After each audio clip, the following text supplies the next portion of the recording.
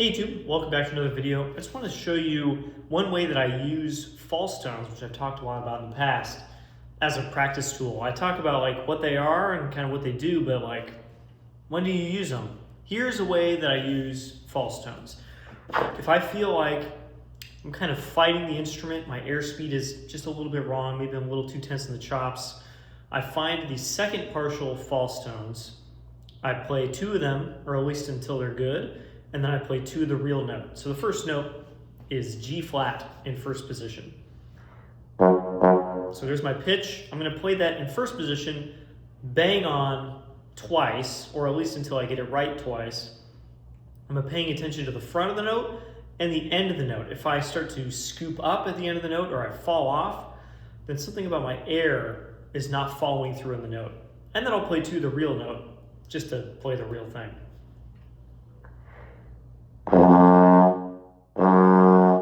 So that first one didn't have a very good note start. Something about the air pressure, the airspeed of the front wasn't there. So I'll do a couple more. A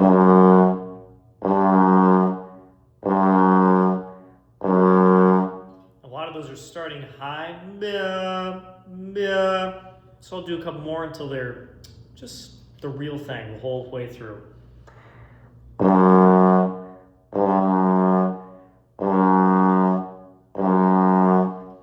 They're mostly good. There's still a little bit of squiggle at the front. I'm just going to move on.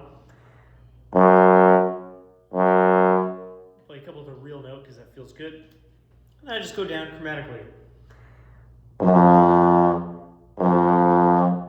So here on both of those, the front of the note, still a little squiggle, and then the end of the note, whoa, big change at the end. One of them went up, one of them went down. I'm going to try and relax and let the air just stay the same. Cruise control the air. You start with one speed, end at the same speed. That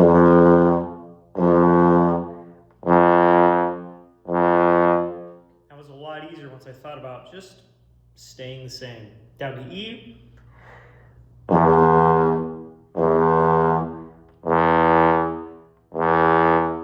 Those also felt pretty good. G flat can sometimes be one of the hardest ones because it's kind of the worst false tone.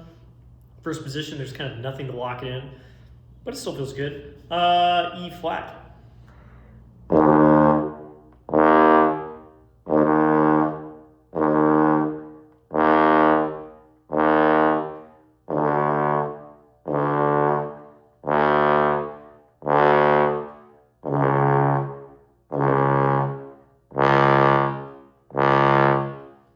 Those false tones were okay, and then I accidentally kind of accented that first real D flat. So I'll do those again.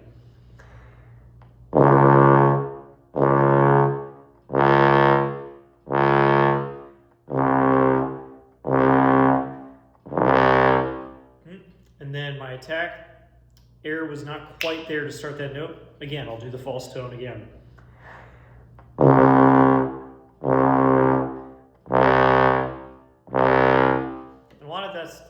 Due to me tensing up the chops when I breathe in.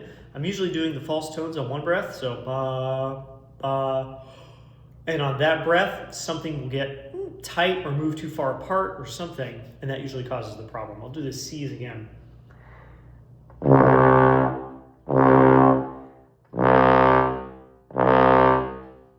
That second one, the attack is a little slow. Blah, not about that.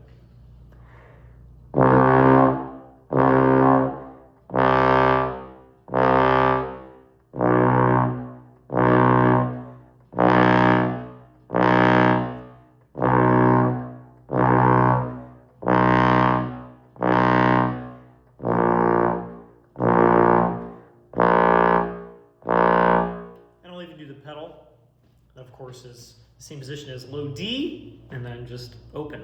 And those really make that low range just lock in and just be a lot less effort.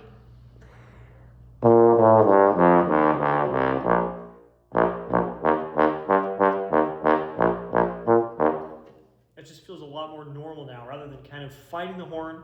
Maybe the air is too fast, and you're kind of overspeeding all the notes, overpressuring them, or it's too slow and you're constantly having to catch up to start the note.